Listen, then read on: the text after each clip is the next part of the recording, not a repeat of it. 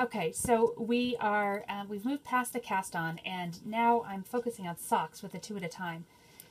What I've done is we have the cuff already created, and I've made the heel flap. So the heel flap, you're knitting flat, right, on the heel flap. So this is considered your right side, and this is considered your wrong side. You'll notice that I've been working on the needle with the yarn attached to it, and you might say, "Cuh, I swear she just told me you're never going to work the needle with the yarn attached to it." And that's true when you're in the round. But just like for socks and double-pointed needles, you work a heel flap flat. And when you work it flat, you're working back and forth, and so the wrong side does face you, and you do actually work the wrong side. So the only time in my entire pattern that you don't work both socks at exactly the same time is for just turning the heel. So I've gone ahead and turned the heel on the first one, and I'm going to show you how to turn it on the second one. The reason we don't work them both simultaneously in turning the heel is because it's really hard, and I don't like to work really hard. I kind of refuse to do it. So we do just that itty bitty little part by itself and picking up of the gussets. So to turn the heel, I'm going to slip 1, and in this pattern I'm going to knit 9. So that's 2, 3, 8, and 9. And then I'm going to do an SKPO, which is slip 1 as if to knit, knit 1, pass your slip stitch over, and then you knit 1. At the end, you'll have 5 stitches unworked. At this point, you just turn your work. So now the wrong side is facing you. So now you're going to slip 1 as if to purl with your yarn in front of you, right? When you slip as if to purl, your yarn's always on your wrong side of the work. Slip 1, I'm going to purl 3. 1, 2, 3. I'm going to purl 2 together, and purl 1. And at that point, I should still have 5 stitches unworked, which is perfect. You're always going to balance on those unworked stitches. I'm going to turn my work on the right side, slip 1 as if to purl, knit 1, and I'm going to knit across to the gap. See the gap right there?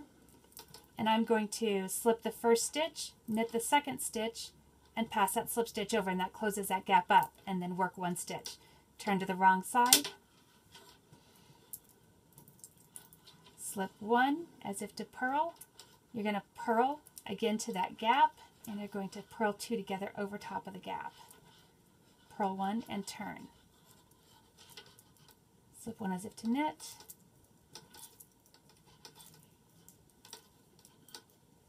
Knit to the gap. Slip 1 as if to knit.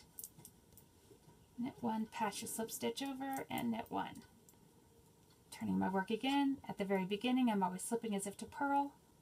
Purl 1 and turn. Okay, so now you'll see you only have 1 stitch left on either one.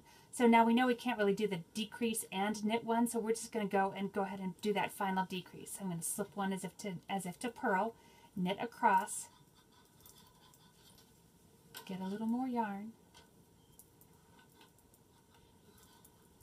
When I get to my little gap there at the end, I'm going to do my SKPO, slip 1, knit 1, pass my slip stitch over, come back around. I'm still going to go ahead and slip my first one. It's easier to pick up later. Purl across.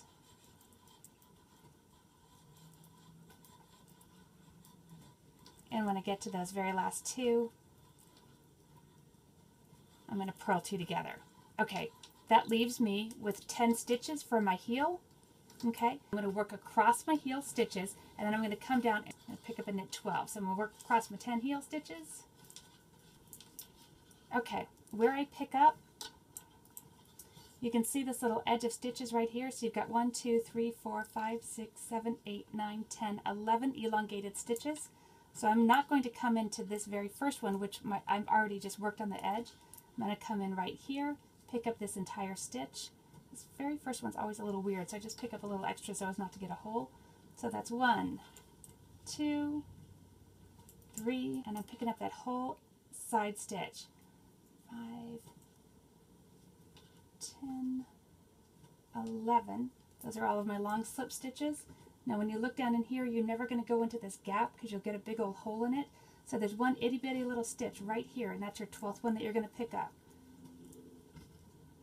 Okay, so now with both of my socks, my yarn is here and my wood needle is right there.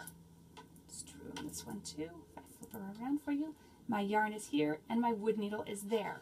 The only place I can start, again, since I'm in the round, is I've got yarn coming from the back. I'm going to now knit across my wood needles. Just grab this yarn through.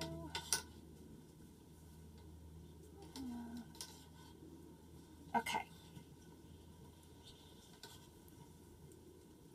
With my yarn coming from my metal needle, I'm going to work across all the wood.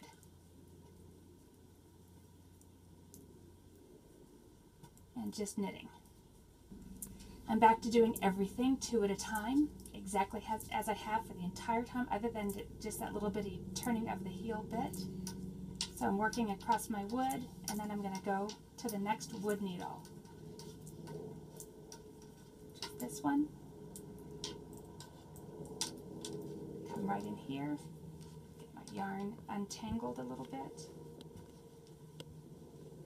Okay. Move my wood needles up, bring my wood needle over here. This is the yarn I'm working on, and I'm going to work across those wood needles.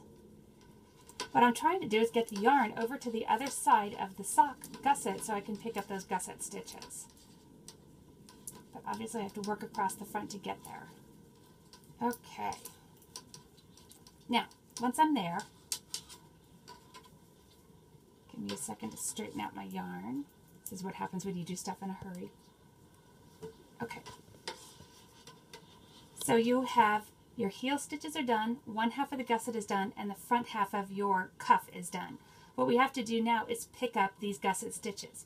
Remember, the back stitches of your sock will always be on metal needles, and the front will always be on wood. So I have both of these in the same exact position of all of the heel stitches, all of the gusset stitches, all of the front worked already. This is the one place that I think it's a little bit hard to follow and a little bit weird in the written instructions. But you are going to take the right hand needle with the first sock, you're going to pull that all the way over to this sock to pick up these stitches. Just trust me on it, it's easier to do it this way. The other way you can do it, it just gets a little bit wacky. So you're going to come over here with your metal needle and you're going to pick up and knit 12 stitches. We're going to start with this first tiny little stitch right here. There's your 1. We're going to avoid that gap. 10, 11, and 12. So just, you always want to look at this. Some of this is a little bit of art of where you're going to go in on those last stitches so as not to get holes. Okay, so we've got our 12 gusset stitches picked up, and so now we're going to knit across all of our metal, all of the stitches on the metal needle, because we need to get the yarn back down to the front where we can knit those front stitches. So you're just going to work across all of the stitches on your metal needles. And then we'll move on to the second sock to pick up those gusset stitches. And really, once you have this done, it's pretty smooth sailing from now on in these socks. It's pretty darn easy. The other thing I'll tell you is if you're converting, because if you're going to really love this as much as I do, because when you're done with your socks and there's no second sock syndrome. When you're converting a pattern, your wood needles will be needle number 2, and your metal needles are the mix of needles number 1 and 3. If you've done socks and worked on double pointed needles, that will make total sense to you. If you haven't, you can completely ignore that. Okay, so I'm on to my second sock. I'm back again right here where I need to pick up my 12 stitches. I've got my metal needle handy. My yarn is right there. And there's 1, 2, 3, 10, 11, and that 12th one again, look, because if you go right in there, it's just kind of a big gappy area, so I often will just come over and just pick up one of these little guys right over here. It's still going to look good and you don't get a hole. Once you're there, knit across all of your metal stitches. There we go. Oops. Then we're going down the other gusset side, and then you're going to see here in a second that we're all fully joined back in the round.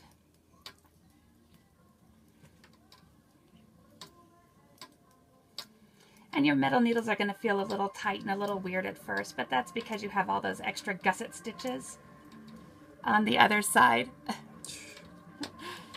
Okay.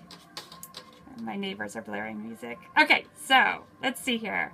We've got this right here. So both of your little socks, you've got your fun little heels right there, and you've got the front right here. So what I was saying earlier with needles 1, 2, and 3, I'm just going to draw this for you because this is one of those things that we're really used to seeing in socks. So if you think about these being your sock needles, right? This is needle 2, right? And this is often considered the front of your socks. This is needle 1, and this is needle 3. And this is where your heel is, right? Right at that little gap. Well, the front, or 2, will equal your wood needles, and the heel, or the back, will equal 1 plus 3. And that's what we have here. We have all of our back stitches on our 2 metal needles, and all of our front stitches on the wood. Okay, so what that means is when I start to do my gusset decreases, I am never going to do a decrease on the wood needles. I'm always going to knit across my wood needles, and then every other round I will do a gusset decrease at the beginning of each metal needle and at the end of each metal needle. Beginning of each metal needle and end of each metal needle. And that will take you through your gusset decreases. And once you've done that, then you're just smooth sailing to the very end where you do toe decreases, but it's always going to be knitting in the round the same way we've done the entire time. So that should get you through it. Good luck.